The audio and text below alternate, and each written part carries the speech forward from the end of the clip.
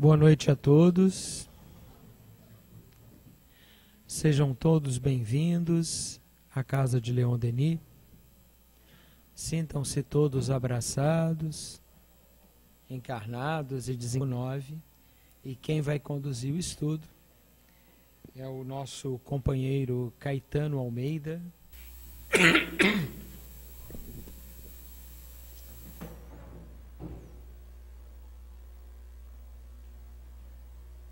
Boa noite a todos. Que Jesus nos abençoe, que nos dê o entendimento necessário para a mensagem que será colocada hoje e que a espiritualidade presente nos intua, nos absorva e nos cuide neste momento. O estudo que nós temos dessa noite, que fala sobre a fatalidade, é uma situação bem complexa, porque neste momento o espírita, diante do seu maior desafio, um desafio muito natural, o desafio de separar o espírito do corpo físico. É um desafio não muito fácil, porque nós estamos aqui em corpo físico. Esse corpo físico, ele interage diante das circunstâncias da vida. Então, tudo que a gente faz, a partir do momento que a gente levanta, a gente vai ao banheiro, faz as nossas necessidades, se cuida, toma um banho, temos diversas atividades, já estamos preocupados com a hora de trabalhar, de sair de casa, de prover o pão de cada dia. Essa situação é uma situação, no nosso pensar, inteiramente do plano físico. É a nossa questão biológica de estarmos aqui nessa terra. Mas, por um outro lado, há um espírito. Um espírito que, em desdobramento, durante a noite, se despertou para a vida no corpo físico. Então, nesse momento, nós já levantamos de manhã, nós muitas vezes não nos damos conta que estamos chegando. A nossa cultura imagina o seguinte: eu acordei agora, dormi a noite inteira, apaguei. Comumente a gente pensa assim. Não. Nós espíritas temos um desafio. Entender que nós não acordamos, nós não viemos do nada. Nós apenas retomamos a vida no corpo físico. Estávamos longe, estávamos em algum lugar e nós conseguimos voltar. Graças a Deus. E muitas vezes a gente esquece desse graças a Deus, Eu acordei, que bom que eu acordei. Que bom, eu preciso agora me localizar novamente. Onde é que eu estou? Eu estou na terra. Estou em casa, estou com a minha família. Eu preciso me interagir com eles. Então essa caminhada, no início do assunto, é muito importante para a gente tentar cada vez mais, porque a gente não consegue fazer isso de uma hora para outra. Eu sou espírito, eu sou corpo, porque a gente já ouve falar nos livros, muitas pessoas aqui já acompanharam esse estudo, outros estudos, os estudos da obra de André Luiz, falam sobre uma vida espiritual, o último livro fala que a vida continua, fala sobre nosso lar. O problema nosso é interiorizar verdadeiramente essa questão.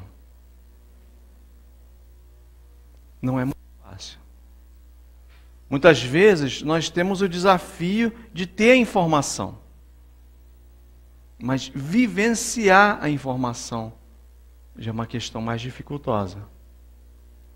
Nós precisamos vivenciar a cada minuto essa informação. Muitas vezes esquecemos, temos a informação, mas a gente utiliza as informações nos momentos de perigo, nos momentos aflitivos. Ah, meu Deus, poxa, a vida não é nada, né? A gente vai num velório, né? Das vezes a gente fala, a gente não é nada, né? Nós não pensamos, poxa, que bom, mais um irmão de volta, missão cumprida. Ah, mas o que houve? A gente pensa lá, morreu, sabe por causa de quê? Porque não seguiu as regras, não tomou o remédio na hora certa, ou tomou remédio demais. Falta de cuidado que ele tinha. Também brigava com todo mundo. Normalmente nós, humanamente, temos até o direito de pensar assim, porque nós vivemos o tempo inteiro em processo comparativo. Precisamos comparar o tempo inteiro coisas e situações, né? Então, vamos à fatalidade. E nessa questão da fatalidade, né, na questão do velório, por exemplo, já dá um pontapé no assunto. Por que ele morreu? Ah, foi uma fatalidade. Mas vem um desafio de uma informação lá que a gente aprende desde criança, até em outras religiões aprendemos essa informação. Deus a tudo comanda. O Criador, que ao mundo criou, tem total controle sobre a sua criação. Aí já começam os problemas também. Porque nós, muitas vezes, descremos desse comando. Nós fazemos orações por algum doente, por uma pessoa que está precisando. Muitas orações. Aí lá no final que a gente vê que a situação está difícil, a gente diz assim, agora entrego na mão de Deus. É engraçado, né? Como se Deus estivesse aguardando o momento em que nós entregássemos na mão dele, né? O Todo-Poderoso, Criador, que a tudo cria, a todo instante, nunca parou de criar. Ele está esperando uma criatura lhe ceder o direito de cuidar daquele outro que está precisando, que não é nem ele. Nesse momento nós esbarramos no nosso posicionamento cultural diante da vida verdadeira. Então, quando se fala em fatalidade, Deus está no comando de tudo. Nós temos dificuldade de entender isso, verdadeiramente. E a fatalidade, ela ocorre assim, é o momento da morte. Ela só ocorre no momento que a pessoa desencarna. Não há fatalidade sem desencarnação. Aí o grande propósito, né, a grande dúvida, quando que será? Aí vem uma perguntinha muito interessante e diz o seguinte, você quer saber mesmo? Tem certeza? Você está em condições de saber? Porque quando a gente sabe que a gripe está chegando, a gente se desespera. Ah, eu estou ficando resfriado. Ah, e agora? O que eu faço? E a morte é uma coisa bem mais complicada. As doenças são mais complicadas. Então aqui a gente está fazendo uma viagem dentro de nós, com aspectos bem simples da vida. O que nós precisamos saber a respeito da criação? Nesse momento nós temos o véu do esquecimento, que faz parte da misericórdia divina. Deus, com a sua misericórdia, não nos permite abrir esse véu. Porque nós não temos nenhuma condição de estabelecer o conhecimento de quando nós iremos embora. Né? Cabe ao espírito livre-arbítrio de ceder ou resistir às provas físicas, às provas morais e às tentações. Então, no contexto de não saber quando é que vai se chegar o momento da morte, da desencarnação, do abandono do corpo físico, nós precisamos dar conta na nossa vida. E tudo é muito simples. Nós temos que viver, nos cuidar, cuidar da moralidade, cuidar da nossa vida financeira. Aí vem as tentações. As tentações é o seguinte: eu tenho um estudo no CELD. Toda quinta-feira, o estudo aqui é quando? Quinta-feira, né? Todo dia da semana tem. Mas eu consegui arrumar um curso que me ofereceu uma vaga. E esse curso caiu exatamente no dia do meu estudo. Nossa, mas é uma oportunidade de ouro, não posso perder. Isso é muito bom. Quais os aspectos que envolvem isso? Porque quando se fala em tentações, nós pensamos logo em dinheiro. Né? A tentação financeira, mas eu não... Aí já vejo logo aqueles conceitos, né? As pessoas que falam assim, mas eu não sou apegado a isso. Não, já me desapeguei. Mas a questão física não envolve só o financeiro. Ela envolve os nossos zelos corporais. Envolve trabalhos a ser feitos, desígnios a ser cumpridos, quando nós, antes de virmos para cá, nós tivemos algumas reuniões no plano espiritual. E algo ficou traçado em cima de tudo aquilo que nós nos propusemos a fazer ao chegar aqui. Nenhum de vocês está aqui por acaso. Ninguém. Nós estamos diante de expiações e provas. Mas é preciso a gente entender o quanto é necessário nós entendermos que esta passagem, ela é uma passagem rápida, ela é uma passagem cheia de espinhos, de dificuldades, não para a gente ficar triste. Porque muitas vezes a gente fala assim, puxa, fulano é meu karma. Não, eu tenho que conviver do lado dele, porque não tem jeito. É uma tristeza a minha vida. Eu vou conviver com isso. Só que nós temos os planos mentais.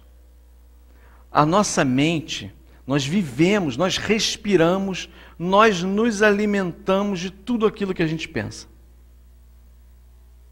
Existe uma frase muito interessante que diz assim: se você pudesse se alimentar das suas palavras,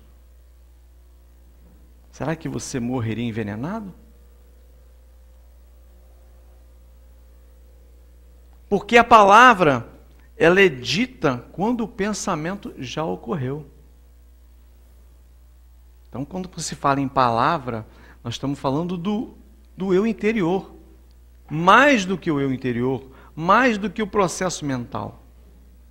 Porque a boca sempre fala do que o coração está cheio.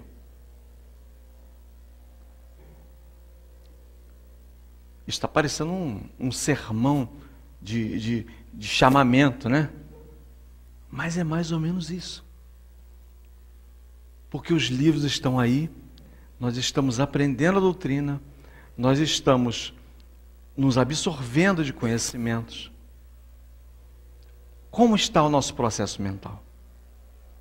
E lá na frente, diz assim: se você tiver uma situação de desencarnar, então sabendo que o corpo é vulnerável, né? Eu vou morrer um dia mesmo, então eu posso deixar de cuidar do meu corpo por isso? Kardec era por demais inteligente, né? Ele fazia perguntas. Eu tenho a impressão que ele conseguia até irritar os espíritos. Ele conseguia. Que às vezes o espírito chamava e falava assim, mas eu já falei isso. Mas ele era muito educado, ele ia falar, bom, eu estou perguntando de novo. Eu quero saber. Mas é porque ele estava diante de uma informação que ele ia levar para as pessoas. Então a linguagem dele, muito inteligente, muito rebuscada, muito culta, para ter o alcance que teve, inclusive, a compreensão dele só não bastava. Não tinha graça só ele entender. Então ele perguntava de novo. Ele pensava, pô, acho que ele incorporava um ser humano aqui do século XX. E falava, olha, mas eu vou perguntar de novo. Porque tem hora que eu estou lendo os Espíritos, mas o Kardec perguntou isso de novo. Pô, mas ele lá atrás já falou sobre isso. Mas é para a gente ler. Olha que interessante. Porque ele sabia que pessoas de vários níveis leriam esse trabalho. É como as parábolas de Jesus. Elas são contadas iguais nos diversos tempos da vida, porque em cada tempo será interpretada de forma diferente, de acordo com a evolução das pessoas. Isso é muito interessante. Hoje até a Igreja Católica está se rendendo aos ensinamentos. Volta e meia a gente vê uma mensagem do Papa Francisco. Que bacana.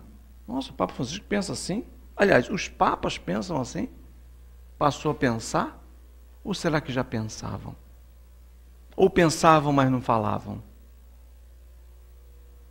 Porque o Espiritismo não é a religião do futuro, mas é o futuro das religiões. Cada religião não precisará riscar-se na história, né, terrena e colocar lá Espiritismo. Não precisa. Mas ela vai ter que recorrer aos moldes. Porque já está se provando pela ciência, pela filosofia, já chegamos bastante longe, mas a ciência precisa comprovar. E foi aí que Kardec disse: se os meus livros disseram uma coisa, se os meus escritos disseram uma coisa e a ciência disser outra, joga os meus escritos fora. Quando eu li isso, falei, caramba, cheguei aonde eu queria. Eu descobri aonde eu estou. Porque o Espiritismo, muitas vezes a gente imagina, poxa, eu vou colocar a mão em mais uma doutrina que vai me puxar para um lado.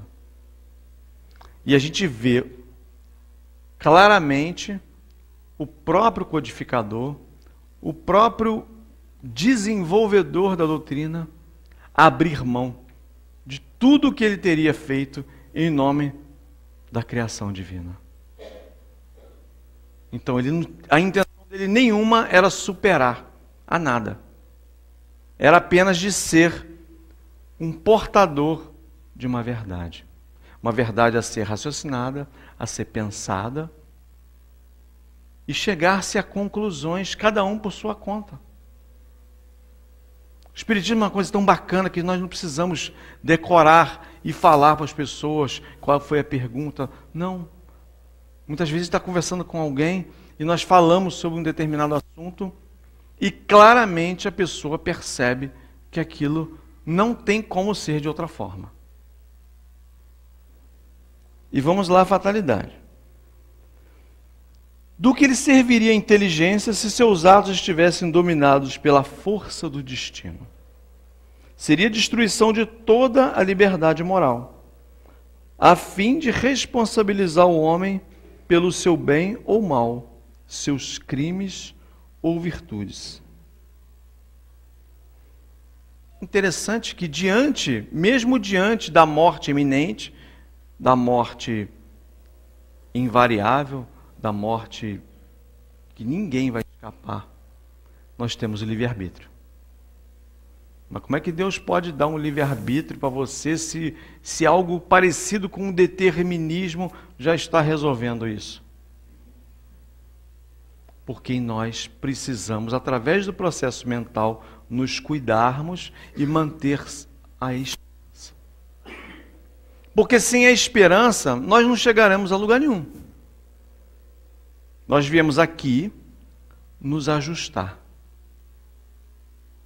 Nós viemos aqui nos encontrar com pessoas, nos encontrar com familiares, que hoje são os nossos familiares, amigos difíceis. Geralmente são difíceis, né? Que facilitadores são poucos. A gente encontra um facilitador e 200 dificuldades. E isso é normal. E é quando a gente tem que imaginar o seguinte: por quê que a minha vida é tão difícil? Tem que chegar num concurso público, né? Você recebe a prova, você tem 4 horas de prova, aí você levanta a mão, essa prova eu não quero não, está muito difícil. Eu quero passar no concurso, mas eu não quero estudar. Eu não estudei, e agora? Então é muito importante a gente entender que as provas difíceis, elas fazem parte do nosso processo de evolução. Se está difícil, nós sabíamos disso. Né? Há pessoas que saem de um perigo e perecem em outro perigo. O cara se salvou de morrer atropelado. Né? E ele morreu de outra forma, morreu de uma doença. Nós imediatamente imaginamos o seguinte: poxa, não adiantou nada. Deixou de morrer aqui para morrer ali. Não é isso? Mas o momento da morte dele não seria pelo atropelamento. Mas por quê? Porque nós temos um conjunto, quando nós saímos dessa terra, nós levamos o nosso conjunto de ações. A nossa construção mental, perispiritual está pronta. Vou colocar um exemplo aqui para ficar claro. Eu gosto de usar esses termos bem simples, que é para a gente entender que são... Você deve Casa Bahia, Ponto Frio. Você vai ter que pagar Casa Bahia, Ponto Frio. Você pode passar em frente à loja Americana. Você pode passar em frente de outra loja. Você precisa se resgatar com essas duas instituições. E não difícil é entender que cada um de nós trazemos uma situação diferente a ser resolvida. E muitas vezes pensamos, poxa, mas o cara andou de um campeão, né, de Fórmula 1, heptacampeão mundial. Vocês não têm ideia de quantos perigos esse cara teve de morrer de acidente de carro. E o que aconteceu com ele? Ele sofreu um acidente de esqui na neve. Se a gente não conseguir separar mente, não conseguir separar espírito de corpo e situações como essa, como é que a gente vai entender a situação desse piloto? O Michael Schumacher. Fica completamente impossível de entender. Mas é porque a história desse irmão estava traçada dessa forma. Não havia como ser de outra. E é difícil a gente entender, dentro do nosso processo cultural físico, como é que a gente vai concordar com um perigo que aconteceu milhares de vezes e outro muito menos perigoso, pelo menos na questão do tempo, fosse acometer a vida desse sujeito. E é difícil. Porque o nosso corpo físico clama por aquilo que nós estamos vendo. Os nossos sentidos captam de forma diferente as coisas. Aí tem uma questão aqui interessante. O homem subiu a escada, na pergunta 526, né, que os espíritos colocaram para Kardec. O homem subiu a escada e a escada quebrou e ele morreu.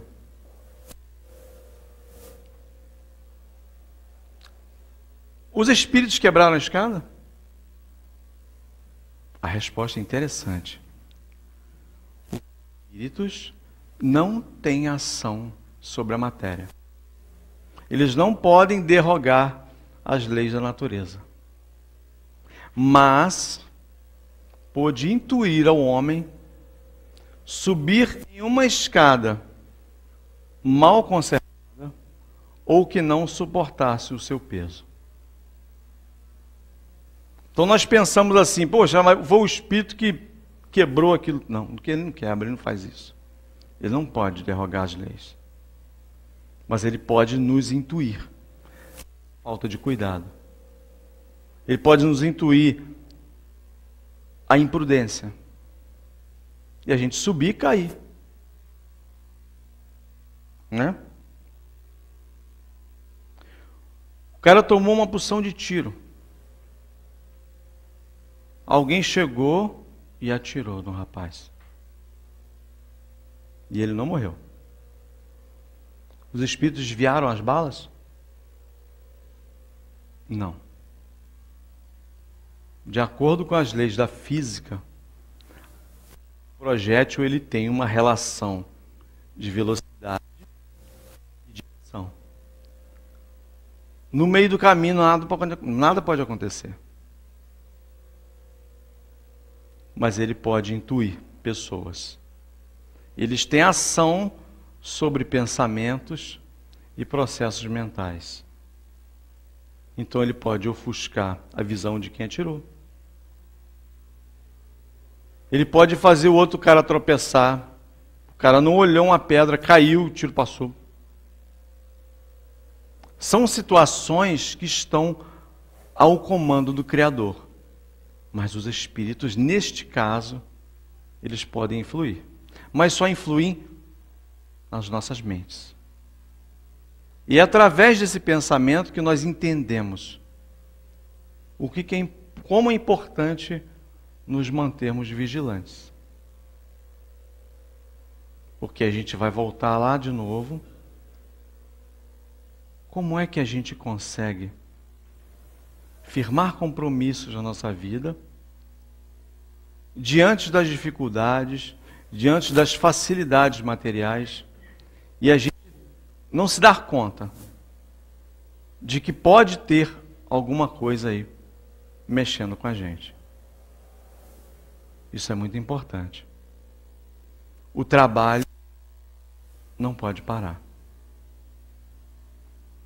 Estou falando assim porque todos nós aqui sabemos porque nós estamos aqui.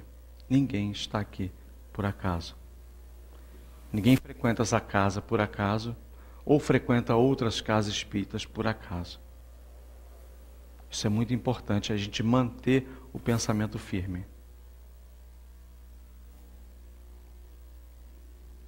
Quem teme a morte é o homem, não é o espírito. Que lá na frente diz o seguinte: o espírito, o homem sabe o dia que vai morrer, e nós pressentimos o dia que vai morrer. Mas quanto mais espiritual for a nossa forma de pensar, menor o medo. Então, quando a pessoa fica desesperada, com medo de morrer, geralmente é porque ele ainda não se espiritualizou. E a falta de espiritualização, ela chega a ser uma coisa meio que irracional. Porque nós sabemos que o corpo haverá de falir. E, no entanto, pessoas já até com certa idade, ou acometido por alguma situação de doença, ele quer, porque quer, viver muito. É bonito, é legal, funciona. A esperança, ela precisa estar em todos os corações. Mas nós não podemos nos revoltar por não cumprir o desígnio de ter que retornar. Neste momento nós precisamos nos espiritualizar mais. É algo até temeroso de se pensar, né? Porque muitas pessoas têm tanta dificuldade de se espiritualizar, que quando se fala em morte, ele já sai até perto de você. Ele não quer nem ficar perto de você. Vamos num velório ali? Não. Tu quer ver uma coisa engraçada? Você chegar num aniversário e falar assim, vamos fazer uma prece pelo aniversário aqui do fulano. Pô, fazer prece? Tem um caso que aconteceu engraçado comigo. Dessa forma. Mas quando a pessoa está no hospital, está doente, vamos fazer uma prece? Não começou ainda não? Por quê? O que acontece conosco quando fazemos isso? É uma situação natural, né? Mas nós nos sentimos endividados com o Criador.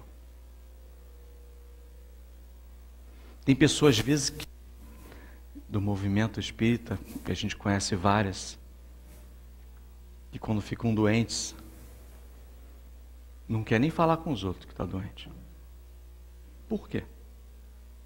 Muitas vezes as pessoas querem se manter, né, no anonimato, é natural. Mas eu não vejo nada demais pedir vibrações aos amigos. Né? Afinal de contas, as pessoas estão na casa, está todo mundo aqui trabalhando, né? E há um problema, um distúrbio, qualquer tipo de situação, até de doença, de acidente, de um infortúnio, até de tragédias. Vamos pedir vibração para o fulano de tal, que ele está precisando. Ele é um trabalhador da casa. Então nós, quando tentamos estar a contento com a criação, nós não temos vergonha de falar. Mas quando a gente não está, ou a gente se sente que está falhando em alguma coisa, a gente se afasta. A gente fica com, não vou falar nada não, porque os outros vão dizer que eu só vou lá quando o negócio está ruim. Mas é verdade. Infelizmente. Nós ficamos sem graça. Eu faria. E é natural. Então é necessário que nós estejamos inclinados no trabalho. É necessário que a gente esteja fazendo a nossa parte. A qualquer momento que precisamos, pedimos. Porque o nosso estado mental, ele diz assim, poxa, você pede ajuda, cara. Porque você precisa continuar o trabalho. Aí você pede. Isso é muito importante. O problema é quando nós não estamos, ou achamos que não estamos fazendo a nossa parte. A gente fica sem graça. Deus se manifesta na engrenagem cósmica, que a tudo cria e tudo comanda. A sua justiça atua no sentido de manter as forças equilibradas. Aquele que delas fizer uso em desequilíbrio deverá voltar e realizar as devidas reparações.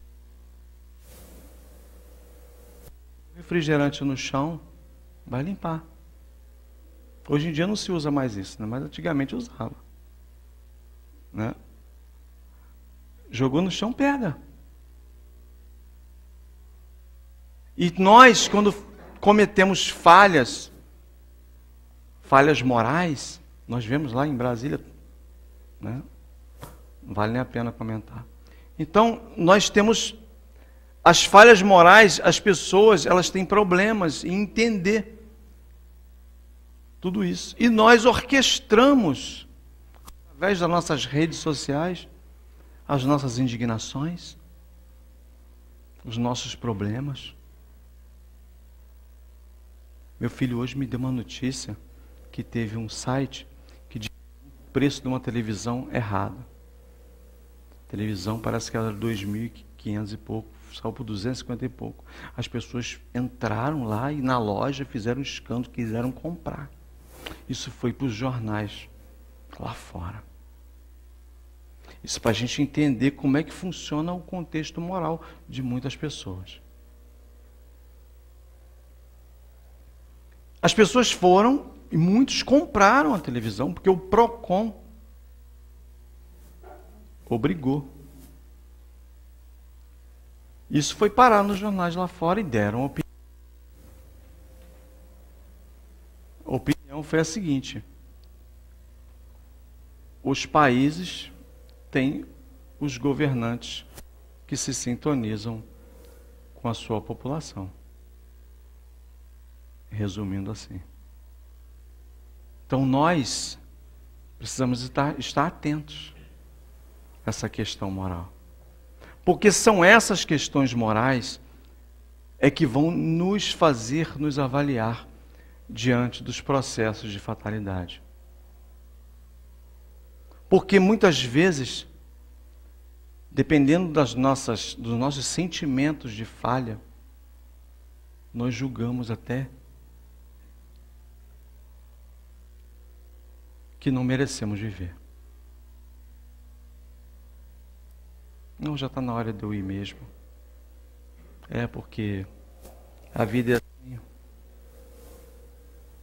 Eu não, já fiz o que eu tinha que fazer. Não. Chico viveu até 92. E ele dizia assim, gente, dá trabalho. Planejamento reencarnatório dá trabalho. Então eu quero falar com vocês essa noite sobre a fatalidade nessa forma. Quanto tempo cada um de nós levamos para planejar a nossa reencarnação? Há processos demorados. Né? Alguns conhecem aqui a história do Silas, do livro Ação e Reação. Esperou, estava 30 anos aguardando uma pessoa que sumiu. André Luiz perguntou para ele, cadê? E aí, vai reencarnar? Não. Está faltando a fulana. Aquele envenenou. Mas os benfeitores sabem onde ela está, não sabe? Sabe. Eles sabem. Mas infelizmente, nós temos que esperar. Nós temos que ter o merecimento ou sofrer por essa espera. Então, quando nós pensarmos nas questões da fatalidade, vamos ponderar. Vamos ponderar até que ponto merecemos. As nossas atitudes vão dizer. As nossas atitudes vão dizer até que ponto nós merecemos ou nós queremos nos manter saudáveis. Porque nós precisamos trabalhar. Ele falou sobre um livro aqui interessante, hein? Né? Fora do trabalho não há salvação. É um livro fabuloso, hein? É bom a gente ler. Cada um sabe aonde estão as suas necessidades de ajuste. Porque a fatalidade vai acompanhar. O momento da morte é iminente. Ele anda bem ao nosso lado. O problema é que a hora que ele vai dar aquela cotovelada, fala você, ó, tá bom, meu irmão. É isso? Mas isso não é para amedrontar ninguém. Porque nós podemos resgatar e conseguir alguma moratória. Porque Chico só ia escrever 30 livros. Escreveu mais de 400. E se houvesse algum determinismo nisso, ficaria nos 30. Ou 35. Mas não foi assim. Poxa, mas eu matei um cachorro. E agora? Como é que eu vou resgatar o cachorro? Ele está morto. Tem problema não. Cria um. Pô, mas cria um cachorro. Não, cria 2. Então. Ah, mas 2 cachorros, mas eu matei. Então cria 10. Abre um canil. O importante é resgatarmos o nosso processo mental. É nos descobrirmos merecedores da vida. Isso é que é o importante. Não é esperar Deus ter pena de nós. Ah, eu vou deixar ele viver muito, vou quebrar o galho dele porque ele é bacana pra caramba. Não é por isso. Não vou deixar ele viver porque tem pessoas que precisam dele. Eu preciso evangelizar fulano. Ih, rapaz, só esse cara, não tem pouca gente disponível para isso. Então, fica mais um pouquinho, cara. Você não merece não, mas vai. Divaldo foi ajudado numa palestra. O Espírito falou, ó, você não merece, mas vou te ajudar. Então, em nome do coletivo, Deus ajuda todos aqueles que precisarem. E a fatalidade sempre vai nos perseguir.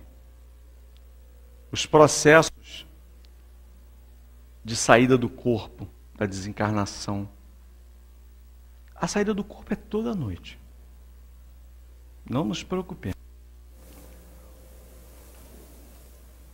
Algumas obras espíritas dizem que nós toda noite morremos. Morremos e acordamos de novo. E a gente não quer falar em morte. 1/3 da nossa vida a gente passa dormindo, né? Pois é, 1/3 da nossa vida a gente passa do outro lado. A gente não fica muito tempo aqui não. O difícil é nós absorvermos isso, né? E colocarmos de manhã para o Criador. Que bom, eu tenho 2/3 para cumprir. Tem uma frase que eu li hoje na rede social, que eu achei interessante, que diz o seguinte: amanhã é o último dia, é o primeiro dia do resto da sua vida. O que você vai fazer com ele? Então nós temos a oportunidade todos os dias de nos equilibrarmos, de nos aproximarmos do Pai, e através do fora do trabalho não há salvação. Isso ajuda bastante. Porque nós só seremos merecedores da vida quando nós colaborarmos com a vida nossa e principalmente daqueles que andam perto de nós. Muito obrigado a todos, que Deus nos abençoe.